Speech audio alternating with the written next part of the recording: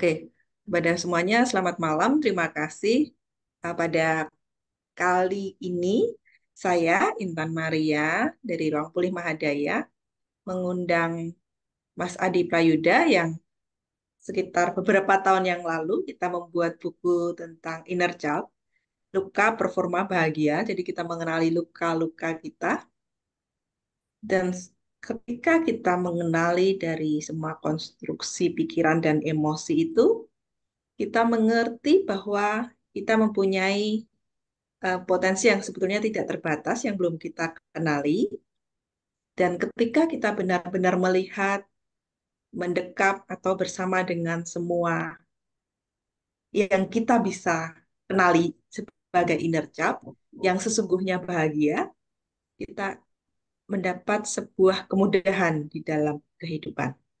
Nah, untuk 45 menit ke depan, saya di sini ditemani dengan Mas Adi Prayuda, juga dengan Pak Abi Shalom. Terima kasih yang selalu menemani saya di setiap webinar yang ada. Nah, kita langsung masuk aja nih kepada uh, bagaimana Mepet banget kok. perjalanan Banget kok. perjalanan inner child-nya Mas Adi nih setelah uh, menikah gitu kan. Ini masih saya bisa bilang pengantin baru atau karena sudah hampir 2 tahun, tentang semua rasa-rasa ketika dulu sendirian dan sekarang bersama gitu. Silahkan Mas Adi. Ya, terima kasih Mbak Intan, Pak Abisalom, terima kasih atas undangannya.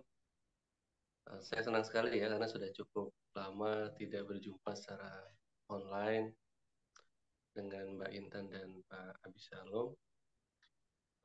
Terkait dengan inner child, tentu ada perbedaan ya ketika saya belum menikah dan sekarang saya sudah menikah dengan Ode Puspita Dewi. Banyak hal yang dulu Mana Mbak Imka? Oh, tak jelas. saya pikir baik gitu ya. Ternyata setelah ada pasangan, apa yang saya anggap baik, nyaman dulunya, itu ternyata sangat berbeda dengan apa yang ada di dunia istri saya tentang baik, tidak baik, elok, tidak elok, dan sebagainya. Tentu itu menambah hasanah ya dalam perjalanan pernikahan kami yang baru 2 tahun kurang ini gitu. Jadi saya izin berbagi pengalaman yang mungkin masih belum lama ini, tapi mudah-mudahan ada yang bisa diambil dari pengalaman yang sederhana. Jadi saya pikir dulu saya mengenal apa itu tenang, gitu. Nyaman dengan diri saya itu sudah cukup gitu untuk menjalani kehidupan. Namun ketika menikah, tentu dengan segala gemerlap keindahannya, kegembiraannya, ada fase-fase dalam perjalanan kami berelasi sebagai suami istri itu yang, oh ternyata nyamannya saya itu bagi istri saya itu adalah sesuatu yang tidak nyaman. Saya tipikal orang yang yin ya, artinya lebih sering be, lebih sering doing nothing. Jadi tindakan yang be hanya menjadi gitu, bermeditasi.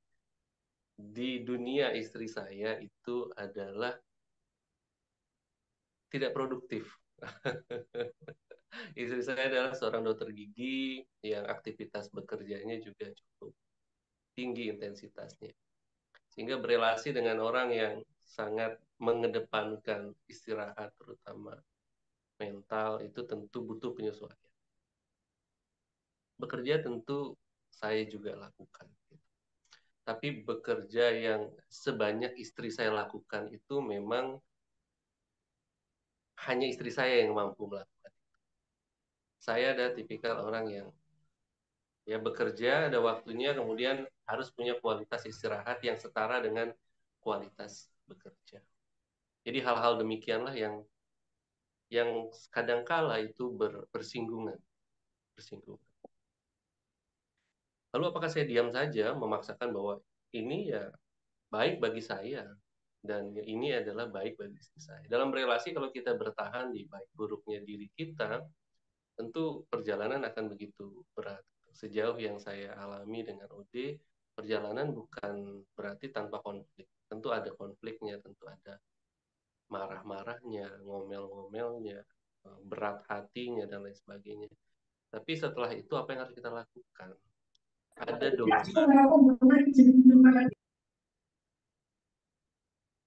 Ada dorongan untuk bersama-sama. Karena kan kita ini jalan bersama-sama. Menemukan satu titik yang dimana kita tidak kehilangan diri kita, tetapi ada penyesuaian. Yang arahnya adalah dengan satu niatan bahwa kita ini melakukan perjalanan bersama-sama. Karena perjalanan ini kita niatkan sebagai perjalanan yang jauh. Jadi kita perlu bersama-sama melakukan itu. Dengan kecepatan kita yang kita sesuaikan. Kita tidak memaksakan bahwa ya sudah ini benar menurut saya, kamu juga harus melakukan itu. Enggak, kita paksakan bahwa saya punya nilai-nilai yang saya anggap nyaman itu seperti itu. Begitu juga dengan OD punya nilai-nilai yang dia nyaman. Ada hal-hal yang akhirnya pecah, ya sudah kita pecah. Tetapi yang perlu kita lakukan adalah setelah itu apa? Masa kita mau terus marah-marahan, diem-dieman dan sebagainya.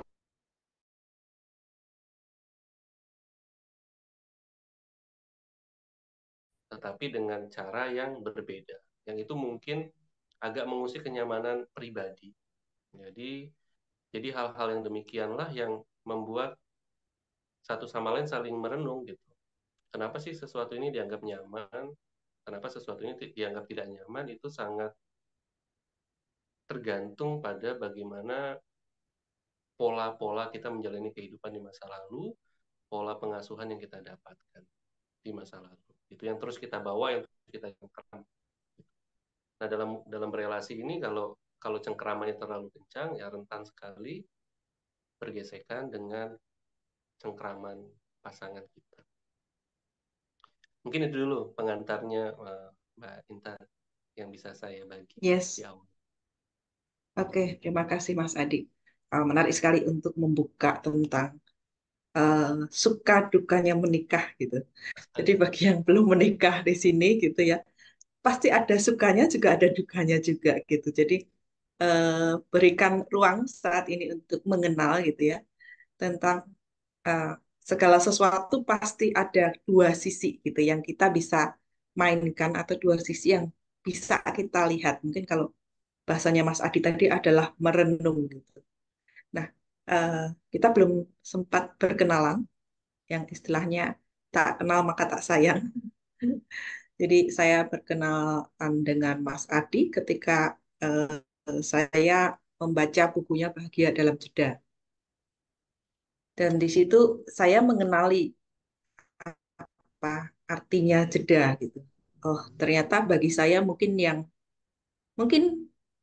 versinya sama gitu ya sama Mbak Ode gitu ya, yang dulu space-nya juga lumayan cepat, ininya dengan itu gitu saya. Tapi ternyata ada satu bagian diri saya yang eh, terlengkapi oleh Mas Adi gitu. yang yang yang ternyata itu membantu sekali untuk menyelesaikan buku saya terkait dengan inner child, di mana ada sisi-sisi bahagia seorang anak yang sebetulnya kita belum pernah gali gitu, sehingga yang terlihat hanya luka, luka, luka gitu. Dan ketika berelasi, terkadang ke- yang kita pikir itu kita mencintai seseorang gitu, tapi sebetulnya yang sedang kita cintai adalah pantulan diri kita di orang tersebut. Mungkin ada sesuatu yang terlihat uh, cocok nih sama kita gitu. Jadi pada saat kita berhadapan dengan sisi yang tidak cocok, kita pikir kita sudah tidak berjodoh lagi. Atau biasanya di dalam konflik-konflik itu persis kayak anak kecil gitu ya. Kalau kita lagi main bersama, terus nggak cocok gitu. Kalau di bahasa Jawa ngomongnya jotaan gitu. akan berhenti sebentar dan kita sudah nggak berteman lagi. Tetapi yang menarik dari anak kecil adalah dia dia mungkin hari ini ngomong aku nggak mau berteman sama kamu, besok udah ketemu ada kelereng atau ada sesuatu yang ini kita main bareng dan anak kecil itu lupa gitu. Dan sependek-pendek itulah hidup seorang anak. Dan ternyata itu mulai berubah ketika kita menjadi dewasa gitu. Kita jadi mungkin istilahnya tadi cengkeraman ya. Kita tidak membawa pada masa kini tetapi juga masa lalu. Jadi mungkin bagi perempuan akan melihat dicintai itu seperti sosok ayahnya. Dan bagi laki-laki dicintai itu dengan sosok dan kaidah-kaidah ibunya. Sehingga seakan-akan kita hidup di masa lalu dengan kehidupan masa kini dengan pasangan. Apakah itu juga terjadi, Mas? Iya, tentu dalam perjalanan kami gitu dalam meniti rumah tangga ini ya. Saya izin ya, saya mungkin ada teman-teman yang jauh lebih berpengalaman dari saya. Saya hanya sharing saja gitu. Jadi memang apa yang dikatakan Mbak Intan tuh saya rasakan kebenarannya. Jadi selama ini yang kita cintai itu kan proyeksi tentang orang lain yang ada di benak kita. Yang saya cintai dulu sebelum menikahi Ode adalah Ode yang ada di benak saya. Ada sosok ideal yang ada di benak saya. Berdasarkan apa yang mampu saya filter dari apa yang nampak. Dan apa yang tampak pada saat atau fase pacaran dengan pernikahan itu sangat berbeda Ini sekali. Dan siang itu makan tentu kepiting kan? teman-teman yang lain juga pasti yang sudah menikah, apalagi yang lama dan pasti tahu sekali gitu. Jadi ternyata yang terkoyak itu adalah OD yang ada di benak saya. Ketika OD yang asli atau ketika saya bahasakan OD artinya istri saya, ketika istri saya berperilaku berbeda dari apa yang ada di benak saya tentang dia, disitulah muncul guncangan-guncangan. Jadi guncangan penderitaan di dalam diri kita itu bukan karena pasangan kita berlaku sesuatu, tetapi karena ada perbedaan antara realitanya dengan ekspektasi atau sosok ideal pasangan kita yang ada di benak kita.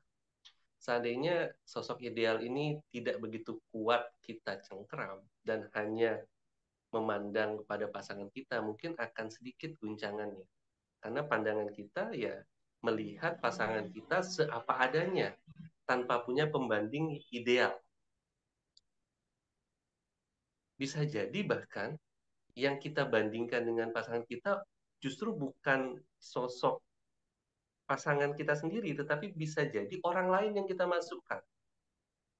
Bisa saja mungkin mantan kita, atau siapapun yang kita anggap ideal sebagai pasangan, kemudian kita bandingkan dengan pasangan kita. Ini bisa jadi sesuatu yang mengguncang batin setiap apa yang dilakukan pasangan kita berbeda dengan apa yang ada di benak. Ini rentan sekali menciptakan konflik-konflik. Lalu kenapa sih kita punya sosok-sosok ideal gitu di dalam pikiran kita itu?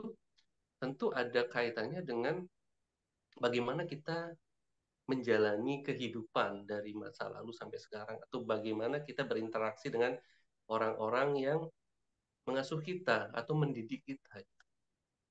Apa yang kurang kita dapatkan dulu misalnya terkait dengan perhatian dari orang tua kita sangat berpengaruh terhadap pembentukan sosok ideal yang kita inginkan sebagai pasangan kita. Kalau ini kita tidak sadari,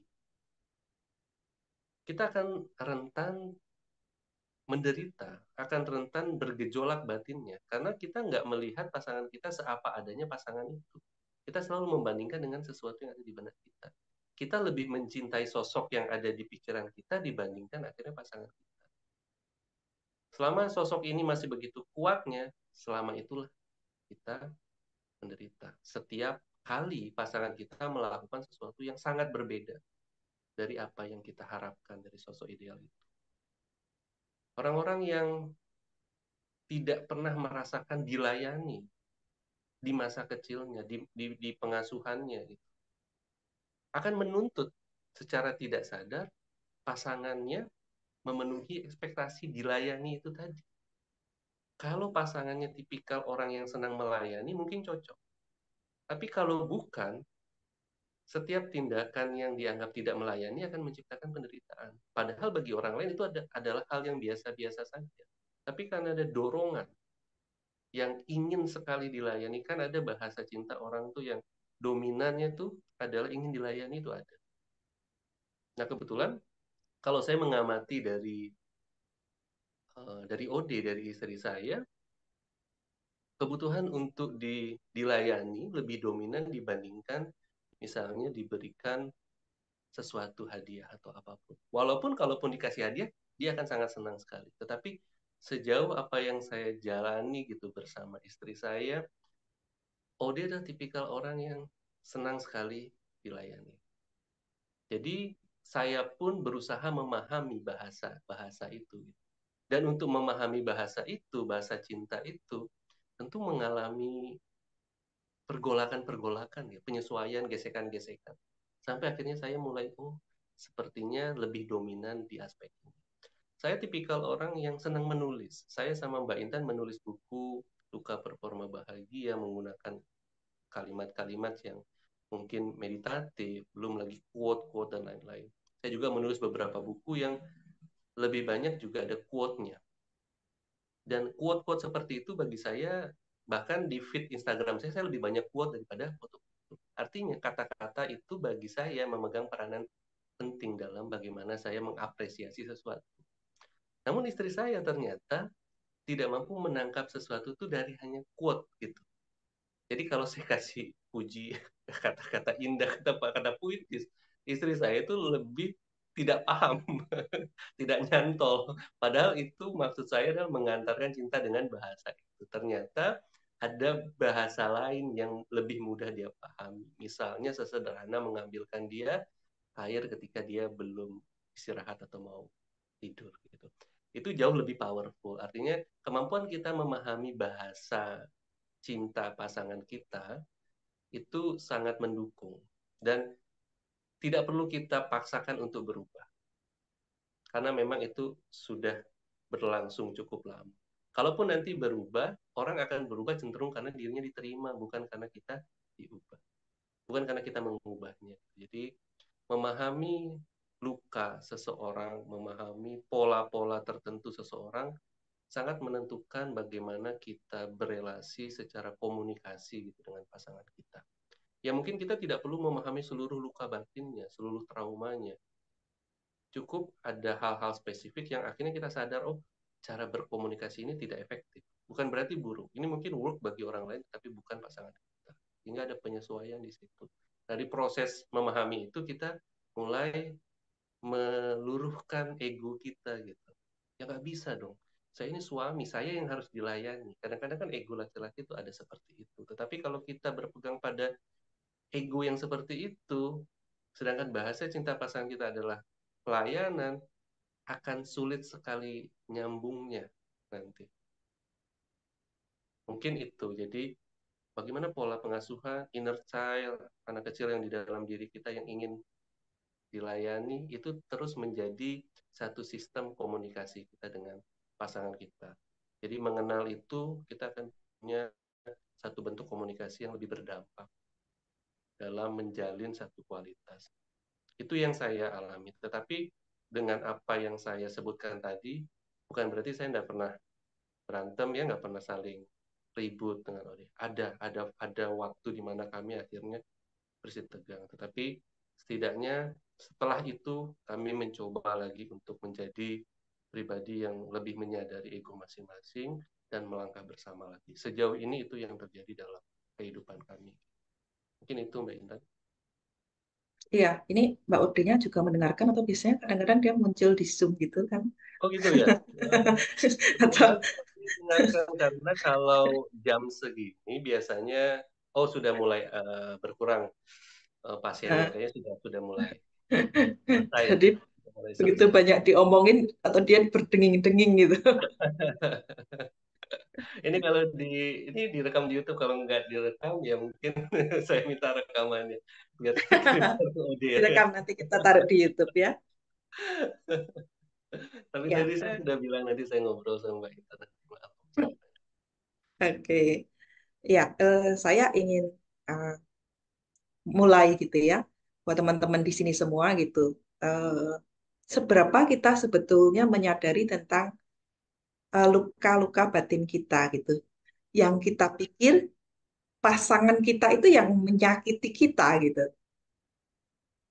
Termasuk Mas Adi sendiri gitu. Adakah luka batin itu yang jadi tertrigger atau terasa tersakiti oleh Mbak Ode gitu, yang padahal sebetulnya itu memang sudah ada sebelumnya. Apakah sempat mengamati semua gejolak pikiran dan emosi itu?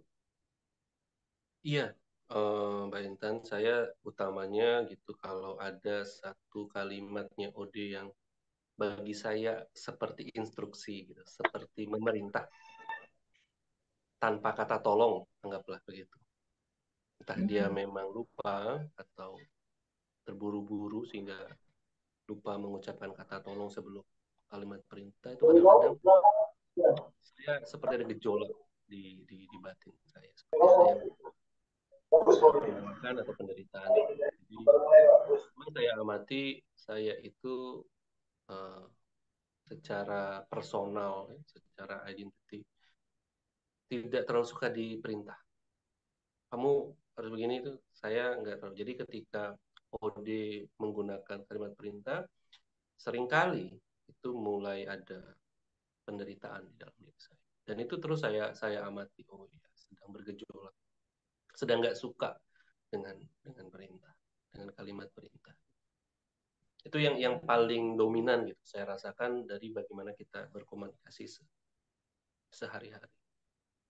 Tapi semakin Ya, dan seiring saya sadari itu semakin mudah mudah terkenali. Apakah hilang total sampai sekarang? Tidak hilang, tapi semakin mudah saya kenali aja. Oh ya, mulai ada ini sehingga saya bisa melangkah tidak berbasis emosi itu tadi. dan gejolak adik kecil apa yang dikenali berkaitan dengan itu gitu.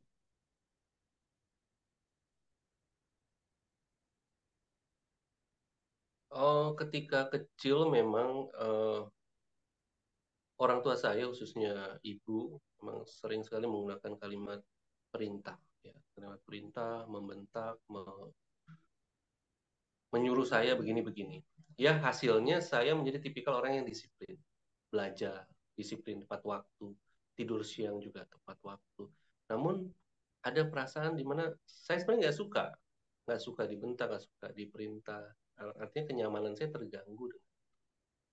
Nah, itu berlanjut sampai akhirnya dewasa, dan dan setiap mendengar kata kalimat perintah dari siapapun, apalagi dengan nuansa membentak, itu saya pasti pasti ada cengkeraman di dalam batin saya. Saya memahami bahwa itu adalah cara yang paling memungkinkan dan sesuai dengan kesadaran ibu saya dalam mendidik anak-anaknya. Hasil dari didikan yang cukup keras lah saya anggap itu, ya menjadikan saya selalu juara ketika SD. Tidak pernah terkalahkan, selalu juara satu. Kemudian SMP pun di 5 besar. SMA selalu juara satu. Didikannya cukup keras. Tapi dari sisi afeksi, dari sisi kenyamanan, itu mulai saya rasakan, oh ternyata mulai ada yang bergejolak setiap kali saya mendengar instruksi. Tapi dari kualitas kognitif, pada saat saya menjalani pendidikan, rasanya kemampuan intelektual saya bisa dikatakan cukup baik. Gitu. Mungkin itu, Mbak Ita. Berarti ada ruang pikiran dan ada ruang emosi ya.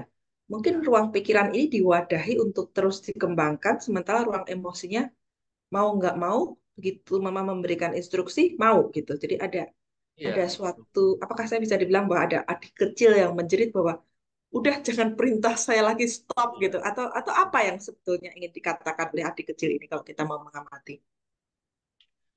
Iya, inginnya begitu. Jangan perintah-perintah saya atau hentikan. Jangan. Saya nggak suka diperintah. Tapi itu kan tidak keluar secara gamblang karena saya tahu posisi saya sebagai anak. Gitu. yang juga mendapat nasihat bahwa anak itu tidak boleh melawan orang tua. Nah, kadang-kadang nasihat itu akhirnya bertabrakan dari keinginan saya untuk mengungkapkan sesuatu yang saya memang nggak suka. Jadi itu juga yang membuat kadangkala saya untuk mengemukakan apa yang saya tidak suka kepada orang lain itu menjadi tertahan. Jadi hal-hal yang demikianlah yang oh ya, saya mulai mulai saya renung-renungi gitu. Di fase-fase dewasa ini, bahkan di fase-fase ketika saya sudah menikah dengan OD. Oh iya ya.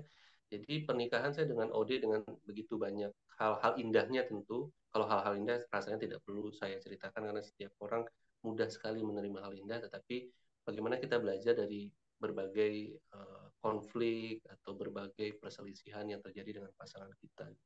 Dan itu memang mulai terasa sekali ketika saya berelasi dengan OD sebagai orang yang saat ini dekat sekali dalam kehidupan saya. Tuh, jadi kehadiran OD adalah pemicu bagi munculnya endapan-endapan emosi di bawah sadar yang itu tidak keluar ketika saya berelasi dengan teman nongkrong saya, ngopi dan lain sebagainya. Ini memang harus keluar dengan orang yang intens sekali berhubungan dan itu adalah biasanya terletak pada pasangan biasanya. Iya, Begitu. yang menarik adalah ini ya, tentang sebuah rasa yang diabaikan gitu kan. Jadi akhirnya pikiran dan emosi ini tidak bisa membedakan antara masa lalu dengan sekarang. Apakah bisa dikatakan seperti itu? Ya, ya. Ya, sehingga kita bisa eh, akhirnya kebenaran dan yang tadi kita bilang benar dan salah, kebenaran dan salah itu menjadi suatu eh, kayak kenyamanan ya. Kayak- karena itu sebuah kesalahan gitu ya yang membuat saya nggak nyaman secara rasa. Jadi eh, ya saya akan mengatakan kesalahan itu di kamu gitu. Jadi sampai sampai apakah diri itu jadi tidak bisa gitu. Kalau kita tidak memimpinnya dengan kesadaran, apakah diri itu jadi tidak bisa membedakan mana mama, mana istri gitu. Iya, betul. Kalau itu tidak segera kita sadari, ya akan terjadi hal yang demikian. Makanya memang perlu kita luangkan waktu untuk memahami itu, mengenali itu. Kalau enggak, itu akan merembet kemana-mana. Kita nggak bisa bedakan. Ini yang terjadi pada kita. Oleh ini, kemudian kita tumpahkan kepada orang lain yang nggak ada hubungannya dengan itu. Ya, yang menarik yang saya saat ini juga ingin berbagi ya Mas Adi dan buat teman-teman semua di sini gitu. Eh, ada klien saya yang kebetulan dia mempunyai sudut pandang menjadi anak tuh saking tidak enaknya gitu ya. Sampai ternyata tubuhnya tuh jadi belum siap untuk mempunyai anak. Ada suatu kayak belenggu tentang perasaan bahwa oh menjadi anak tuh nggak enak gitu karena tadi bilang endapan emosi gitu sehingga kalau saya punya anak pun anak saya nggak akan bahagia gitu karena ternyata rekaman itu sangat kuat gitu dan ketika itu banyak dilepaskan dan dia menemukan menjadi anak versi bahagia yang dia temukan dengan inner parent-nya sendiri, tubuh ini menjadi memilih untuk mempunyai anak gitu dan itu berubah sangat total gitu. Ini yang menarik ya. Nah, apa apa yang mungkin Mas bisa bagikan tentang proses-proses itu selama 1,5 tahun gitu? Ada perubahan apa dan akhirnya berimpact apa juga ke diri gitu? Ya, kalau dalam yang saya jalani, yang saya alami ya, saya yang dulunya tipikal orang yang ya santai aja, nggak usah terlalu dipikirkan hal-hal di masa depan. Kita fokus aja di saat ini. Itu menjadi agak berubah. Berubah dalam artian ya masa depan juga perlu kita pikirkan. Apalagi dalam relasi rumah tangga gitu. Kita nggak bisa hanya memikirkan diri kita saja. Karena Memang masa kita depan milik berdua sekarang ya Mas ya. Sebelumnya kan masa depan milik satu orang gitu. Sekarang masa depannya milik ya, berdua. sekarang kan saya juga harus sedikit banyak memikirkan masa depan dengan OD karena berdua sekarang. kita kan jalaninya berdua. Dan bukan hanya Ode, juga ada keluarga-keluarga kami masing-masing. Yang itu sedikit banyak juga perlu kita sisipkan di dalam pemikiran-pemikiran. Tetapi tetap pijakannya adalah saat ini, sehingga energi kita tidak tergerus penuh gitu ke masa depan, sehingga kehilangan keberjejakan di momen saat ini. Jadi mungkin dulu yang full sekali di momen saat ini, sekarang mulai ada dorongan untuk juga tidak hanya memikirkan diri sendiri, tapi ada Ode, ada keluarga kami, dan sebagainya. Jadi saya sudah mulai merencanakan bulan ini ke Bali, bulan ini ke sini, dan sebagainya. Agendanya begini-begini. Tetapi tidak kehilangan sentuhan dengan momen saat ini. Jadi itu, dan beberapa pekerjaan, aktivitas saya, sepertinya saya lihat diri saya lebih cepat mengerjakannya. Dulu sangat sangat agak lambat dan memang sangat menikmati setiap proses. Tapi sekarang lebih cepat sedikit dibandingkan dulu ketika sendiri. Jadi itu yang saya alami ya, perubahan dari aktivitas, kecepatan, dan berpikir. Ode juga saya lihat ada arah yang cukup berubah ya. Artinya dulu bagaimana dia selalu bicara tentang masa depan, impian, target, goal, dan lain sebagainya. Mulai sekarang itunya tetap, tetapi mulai berkomunikasi dengan saya tentang hal-hal apa sih yang ada saat ini gitu ya. Ya mungkin luput dari perhatian kita karena kita begitu kencang. Jadi ada dorongan yang seperti itulah yang kami rasakan, amati saat ini. Mungkin itu sih yang ini. Hal-hal lainnya ya bagaimana tendensi berbicara. Saya bagaimana berbicara dengan Odi juga bagaimana berkomunikasi dengan saya. Odi mulai berpikir, oh kalau saya gunakan kata ini, pasti dia nggak suka. Saya juga mulai berpikir, oh daripada saya ngomong nggak dia pahami, ya lebih baik langsung tindakan saja. Saya mulai berpikir ke arah itu. Karena memahami gaya bahasa masing-masing. Ya, eh, sekarang untuk 15 menit ke depan buat teman-teman semua yang di sini, silahkan bagi yang ingin bertanya bisa menuliskan di komen atau bisa open mic dan bisa bertanya terkait dengan inner child dan relasi ini. Ada yang mau bertanya? Silahkan.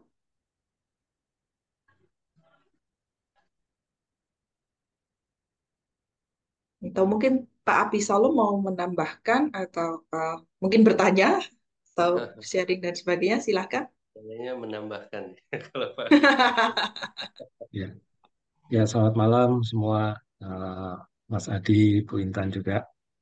Menarik mengikuti menyimak pembicaraan tadi dan uh, ada saya menangkap ada dua hal atau mungkin lebih ya, tapi ada tadi yang disampaikan juga oleh Pak Adi, Mas Adi tentang bagaimana kita bisa memahami dan juga menyadari dari semua dinamika konflik, dinamika apa yang kita amati, dinamika tentang tadi ada bahasa cinta juga.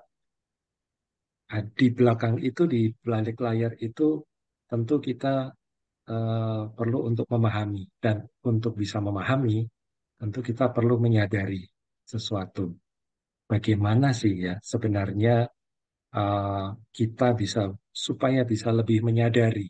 Jadi tidak terlalu larut dengan dinamika konflik, dengan eh, apa luka yang kita bawa dari masa kecil, sehingga itu tidak berlarut-larut dalam kehidupan kita berelasi, baik itu relasi dengan pasangan, terutama di sini dengan pasangan ya, tapi juga bisa mungkin relasi dengan orang tua, dengan anak, dengan rekan kerja, atau dengan siapa saja.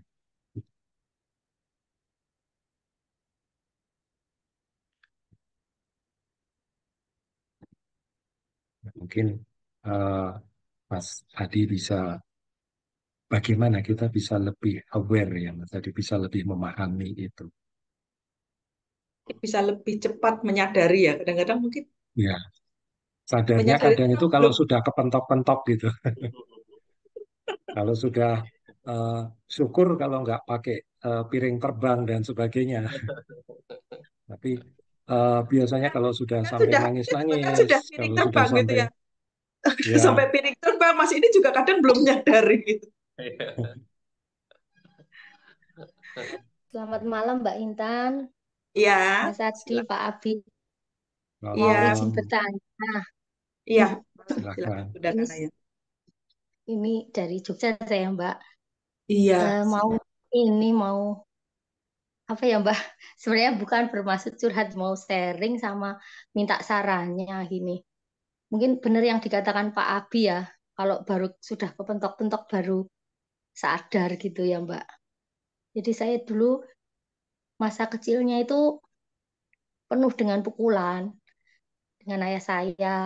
Saya punya saudara tiri kan Mbak. Jadi yang sering dibela itu kakak saya karena kakak saya kan tidak punya ibu. Jadi bapak saya menikah lagi, kemudian lahirlah saya. Jadi saya dibedakan dari kecil dari mulai makanan, pakaian, dan apapun, perlakuan juga jadi sering dipukuli gitu toh Mbak. Nah, suatu saat saya tuh dendam gitu. Nulis waktu itu saya lupa saya umur berapa ya. Saya nulis nulis di kertas tuh. Saya kayak bukan anak kandung, jadi saya marah gitu toh. Itu yang bertengkar kakak saya gitu, tapi saya yang dipukuli gitu.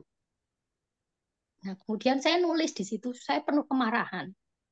Nah, tanpa sadar, maaf ya Mbak, ini saya sambil flu ini, jadi suaranya agak serak-serak. Terus Iya, kemudian ternyata setelah saya belajar-belajar, ternyata masa kecil itu inner child yang saya bawa itu berpengaruh ke hubungan saya saat ini. Saya baru nyadari itu belum belum lama ya Mbak ya, dan tambah semakin ngeh lagi. Jadi setelah itu saya dijodohkan sama laki-laki dan saya menikah. Ternyata laki-laki itu perlakuannya itu tidak jauh dari. Jadi saya dapat kekerasan finansial, mental, verbal, fisik itu sudah. Tapi saya tuh nggak nyadar, Mbak, situ. Jadi saya tetap memaafkan terus sampai 30 tahun pernikahan. Nah, belum lama itu mungkin kebetulan yang bukan kebetulan ya, saya dapat ini dari TikTok itu tentang NPD. Nah, ciri-cirinya itu kok persis kayak suami saya gitu. Nah, saya baru nyadari, oh, selama ini saya dikurung di kamar. Ya, pokoknya perlakuannya itu nggak ada empati lah, Mbak. Tapi saya itu cuma diem. Tapi diem saya itu ternyata saya itu mendam. Jadi saya kena depresi, kena psikosomatis, sering berobat, kena kemarin tensi, terus empedu, terus aneh-aneh aja penyakitnya, Mbak. Ternyata setelah saya banyak belajar, gabung di grup, yang datang itu saya nggak menyalahkan. Justru saya itu jadi gini, jadi berterima kasih. Oh ini toh ternyata saya yang narik selama ini, suami saya hadir. Jadi dia itu sebenarnya membentuk saya gitu. Tapi sekarang ini saya galau, Mbak. Galaunya gini, mau meneruskan rumah tangga atau cukup cut gitu. Kalau kalau meneruskan, dia nggak bisa. Saya ingin bertumbuh, dia nggak mau bertumbuh gitu. Jadi perlakuannya akan sama terus gitu. Jadi nanti minta maaf tapi diulangi lagi, minta maaf diulangi lagi gitu terus. Jadi polanya akan begitu terus. Jadi saya itu bingung mau. Jadi sekarang saya itu cuma grey rock, jaga jarak, nggak komunikasi, tapi tetap satu rumah gitu. Tapi semua sekarang anak-anak saya karena sudah dewasa ya Mbak. Jadi mereka menyuruh saya sudah Bu, laki-laki kayak gitu sudah nggak pantas jadi suami. Sudah Ibu, gugat aja gitu. Suami anak-anak saya menyuruh saya gitu terus, Bang. Jadi saya di sisi lain saya tuh kasihan karena dia sudah bertambah umur. Tapi di sisi lain saya juga nggak mau diperlakukan gitu lagi. Jadi sebaiknya saya gimana ya Mbak? Gimana ya Mas Adi? Saya mohon sarannya. Ngoten kemawon Mbak, ngoten nuwun. ya, terima kasih Bunda Kanaya ya untuk eh, waktunya gitu, termasuk keberaniannya untuk bercerita. Mas Adi, silakan. Ya, terima kasih Bunda Kanaya atas sharingnya. Mungkin apa yang menjadi pengalaman saya sampai sekarang saya anggap belum cukup mampu untuk memberikan saran yang paling baik bagi Bunda ya. Tapi yang bisa saya coba untuk bagi, karena selama ini yang saya tekuni adalah tentang jeda, meditasi, keheningan gitu. Saya ingin sarankan dengan cara yang paling baik bagi Bunda Kanaya untuk merenungi semuanya ke dalam diri gitu. Jadi mungkin ekspektasi-ekspektasi coba dimulai diarahkan ke dalam. Yang kita ingin mengubah orang lain, mungkin ada dorongan supaya pasangan kita berubah menjadi lebih baik, menjadi sesuai dengan ekspektasi kita.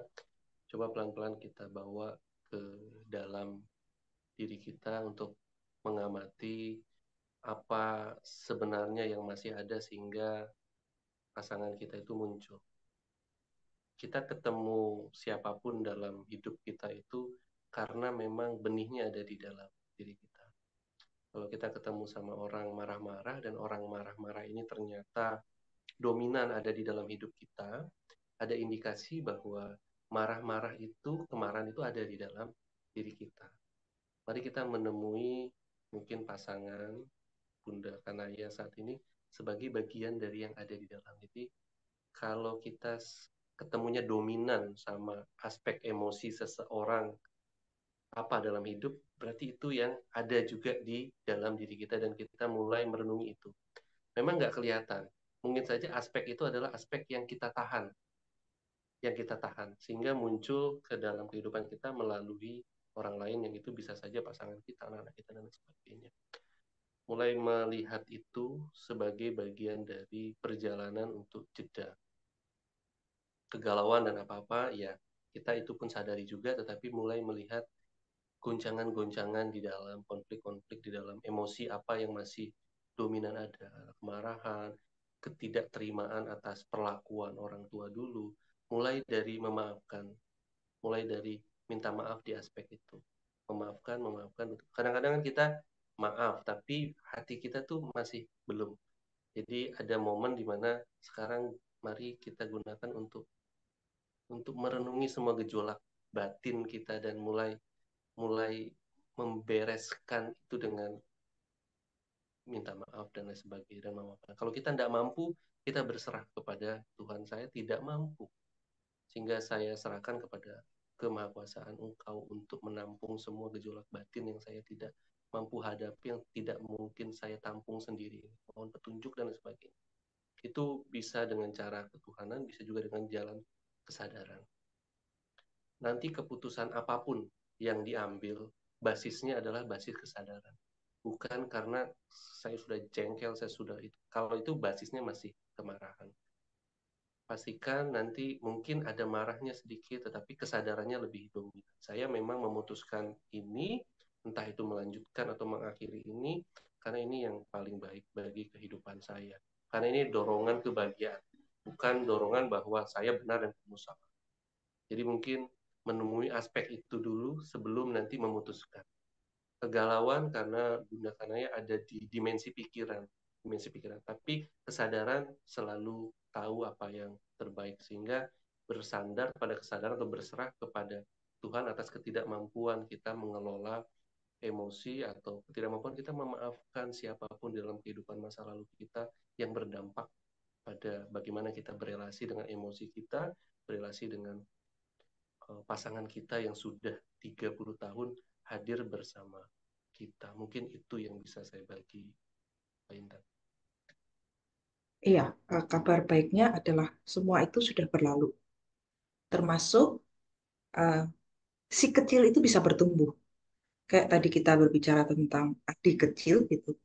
Kabar baiknya adik besar ini bisa mengamati dan dia bisa memutuskan segala sesuatunya dengan lebih jernih dan dan jujur. Tidak akan bisa seorang pun memeluk bahkan mengasuh si inner child itu kecuali kita diri sendiri. Jadi kemanapun kita lari gitu ya, entah itu dengan bercerai, atau kita lari dengan mengakhiri, atau kita lari dengan apapun itu akan menjadi tetap sebuah tugas-tugas kita untuk menemani si kecil ini bertumbuh, memisahkan diri pada keadaan menjadi korban untuk keluar menjadi seorang pencipta kehidupan sendiri.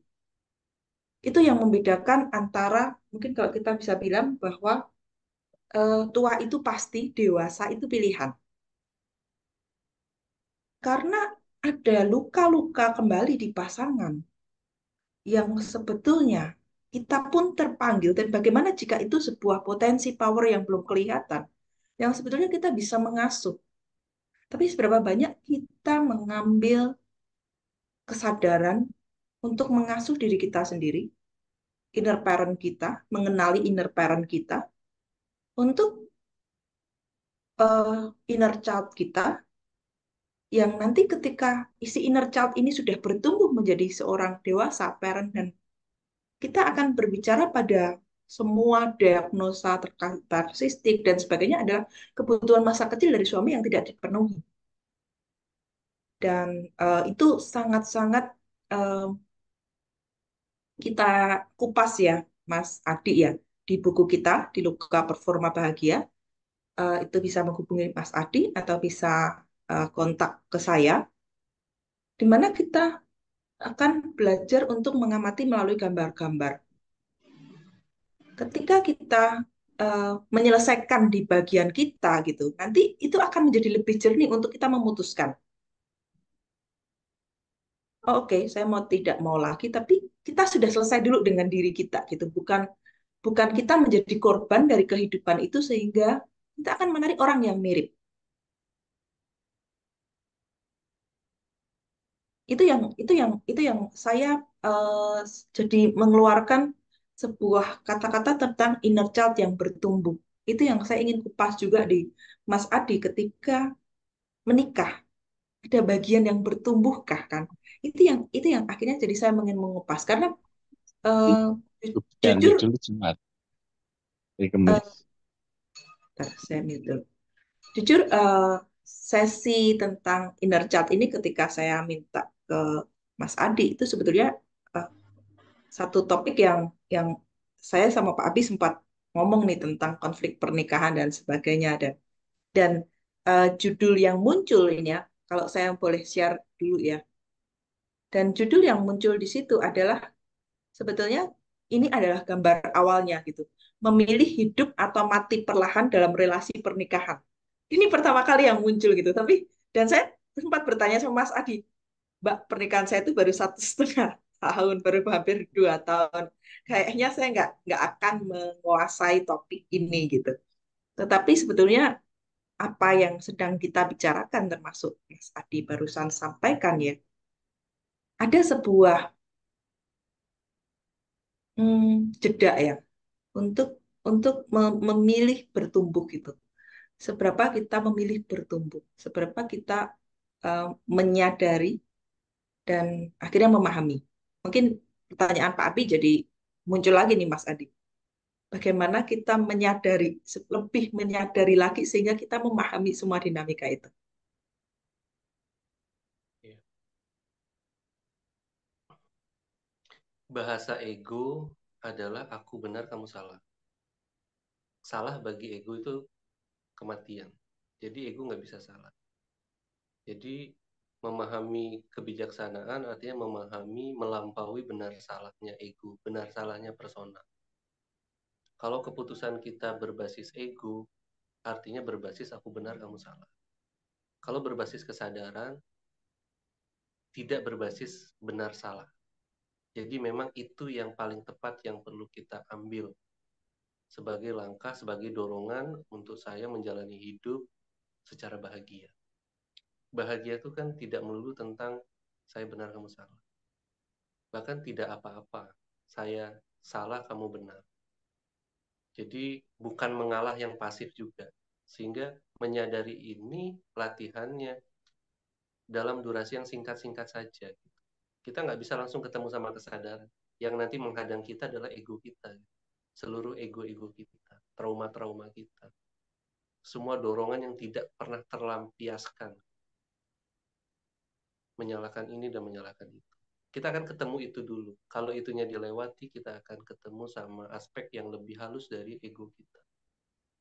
Jadi teruslah mengenali ego kita sebelum kita nanti mengenali dimensi yang melampaui ego. Dan ego itu tidak apa-apa. Sejauh itu bisa membuat kita bekerja dengan baik, belajar dengan nyaman. Tapi yang terlalu kuat, itulah yang perlu kita kenali. Kalau katanya Osho, cinta itu adalah terurainya ego. Kalau kita mau memahami apa cinta, kita nggak bisa dengan cara menguatkan ego. Justru cinta baru hadir ketika ego kita terurai. Jadi itu mungkin bahasanya Osho yang bagi kita hidup di tengah masyarakat dengan segala bentuk keinginannya rasanya terlalu ideal. Kalau seluruh ego itu terurai, minimal ada yang terurai sehingga kita tetap bisa menggunakan ego dalam mempermudah pekerjaan kita, pendidikan kita. Tetapi ada kesadaran di momen saat ini bahwa setiap orang yang dia lakukan adalah untuk mencapai apa yang dianggapnya sebagai kebahagiaan dan untuk menghindari apa yang dianggapnya sebagai penderitaan. Perlakuan orang lain kepada kita yang menyakitkan, bagi kita, bagi persepsi kita itu menyakitkan, adalah cara yang paling sesuai bagi kesadarannya untuk mencapai apa yang dianggapnya sebagai kebahagiaan atau untuk menghindari apapun yang dianggapnya sebagai penderitaan. Begitu juga kita. Bagi kita mungkin kita hanya melangkah untuk mencapai kebahagiaan yang kita anggap penting dalam hidup. Tetapi bagi orang lain bisa saja itu memenderitakan dirinya. Itu jadi pemahaman akan setiap orang punya nilai benarnya masing-masing, punya cara yang tertentu untuk bisa mencapai kebahagiaannya dan menghindari penderitaan. Dibantu dengan kesadaran ini kita menjadi maklum, menjadi paham, tidak memaksakan dorongan pribadi kita untuk diinjeksikan kepada orang lain. Ini loh yang benar. Sehingga mulai perenungan-perenungan seperti itu lakukan dalam durasi singkat, kemudian beraktivitas. Nanti ada jeda, sadari aja pikiran kita, perasaan kita, dan lain sebagainya. Kemudian beraktivitas lagi. Nggak usah panjang-panjang, duduk hening, atau setelah beribadah, hanya merenung saja, hanya berserah kepada Tuhan. Kalau pendekatan agama lebih cocok. Dan terus minta maaf, mungkin ada hal-hal yang kita tidak sadari itu. Mas, tolong ke mute.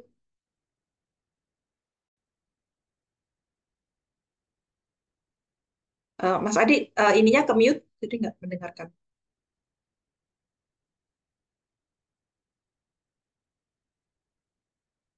Ya, yang yang dikatakan itu adalah proses pertumbuhan kita ya. Jadi apapun yang kita pilih, itu ada satu bagian yang menderita, ada satu bagian ada pencapaian kebahagiaan dan itu akan datang sebagai satu mata uang. Jadi akan ada bolak-balik yang kita perlu terima segala konsekuensinya. Karena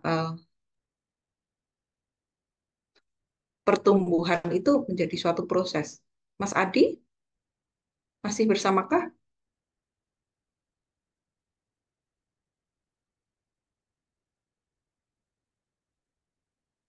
Ya, jadi buat yang ada di sini gitu ya, kita bisa menyadari lebih banyak lagi tentang inner child di dalam diri kita dengan sebuah gejolak emosi dan pikirannya, juga inner child pasangan dengan gejolak emosi dan pikiran, dan bagaimana ketika kita menyadari itu di luar benar dan salah, ternyata ada suatu pertumbuhan. Ya, Mas Adi, halo, Mas Adi menghilang ya. Oke, kita sudah lewat lebih dari 45 menit. Semoga tayangan kita kali ini membawa sebuah pilihan yang bertumbuh gitu. Kemanapun kita lari terhadap penderitaan adalah pilihlah untuk bertumbuh gitu. Mungkin itu yang menjadi closing statement saya. Kalau Mas Adi mungkin ada yang bisa disampaikan terkait dengan penutup untuk sesi kita. Baik, terima kasih Mbak Intan, terima kasih teman-teman semua, Pak Abisalom dan semuanya. Semoga pengalaman saya yang sederhana ini, yang masih perlu banyak proses dalam bertumbuh, kaitannya dengan relasi dengan pasangan ini, sedikit banyak bisa memberkahi siapapun juga yang ada di sini. Jadi mungkin closing statement saya pun dalam proses terus mengenali diri saya, mengenali semuanya, mengenali apa yang menjadi gejolak di dalam batin saya. Karena dengan bertumbuh dari dalam, kita tidak perlu banyak mengontrol. Kalau di dalam harmonis, di luar juga menyesuaikan. Karena yang tampak di luar adalah refleksi dari apa yang terjadi di dalam. Apapun yang tampak di luar, kita bisa kenali di dalam. Gejolak apapun yang ada di luar, kita bisa kenali gejolaknya di dalam. Jadi, mari kita arahkan lebih banyak energi ke dalam sebagai bagian dari perjalanan perenungan, proses bertumbuh, proses mengasuh inner child. Karena tidak semua inner child itu menampakkan diri. Jadi ada inner child yang memang butuh kedalaman kita dalam merenungi dan mengasuh. Baru dia muncul. Nah, dari sana kita terus bertumbuh, berproses. Kalau kita sudah cukup berelasi dengan baik dengan diri kita, akan lebih mudah kita juga berelasi secara baik dan memaklumi segala nilai benar dan salah orang lain dalam upayanya mencapai kebahagiaan dan menghindari penderitaan. Terima kasih semuanya. Ya, makin kenal makin sayang dengan inner child. Oke, terima kasih.